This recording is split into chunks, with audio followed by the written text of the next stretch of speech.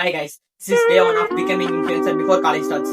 Crazy content ஆகல நீங்க நான் சின்ன ஒரு ஸ்டோரி சொல்ல போறேன். பிடிச்சிருந்தா லைக் பண்ணுங்க. இன்ஸ்டாகிராம்ல எப்படி இன்ஃபுளுசர் ஆகுதுன்னு பார்க்கும்போது company owner, CEO, entrepreneur, sports person, cricketer, football players இவங்க தான் அவங்களோட ஃபேன்ஸை ஃபாலோவர்ஸாக வச்சிருக்காங்க.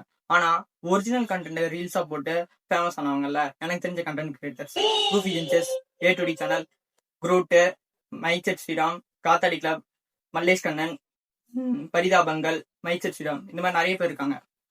அவங்கலாம் தன்னோட ஒரிஜினல் கண்டென்ட்டா யோசிச்சு எழுதி தான் ரீல் போட்டிருக்காங்க. இப்போ உங்க ஃபர்ஸ்ட் வீடியோல கண்டென்ட் யோசிச்சு எழுதிருப்பாங்க, எடிட்டிங்க்கு எவ்வளவு டைம் செலவு பண்ணிருப்பாங்க, எவ்வளவு நர்வஸா இருந்திருப்பாங்க. ஃபர்ஸ்ட் வீடியோ போடுறோம், எவ்வளவு வியூஸ் வரும், எவ்வளவு லைக்ஸ் வரும், எவ்வளவு ஃபாலோவர்ஸ் வரும் அப்படின்னு சொல்லிட்டு யோசிச்சு நைட் ஃபுல்லா தூக்கம் ஃபேமிலி மெம்பர்ஸா இருக்கட்டும், சொந்தக்காரங்களா இருக்கட்டும், ஃப்ரெண்ட்ஸா இருக்கட்டும், யார் எப்படி நினைச்சாலும் பரவாயில்லன்னு தான் வீடியோ போட்டிருக்காங்க. இப்போ அவங்க ஃபர்ஸ்ட் வீடியோ போட்டிருக்காங்கன்னு வச்சுக்கோங்க, ரொம்ப நர்வஸ் வந்திருப்பாங்க, எத்தனை வியூஸ் வந்து தெரியாது. இப்போ போட்ட உடனே ஃப்ரெண்ட்ஸ், ஃபேமிலி மெம்பர்ஸ், சொந்தக்காரங்க எல்லாம் பார்த்து சிரிச்சிருப்பாங்க.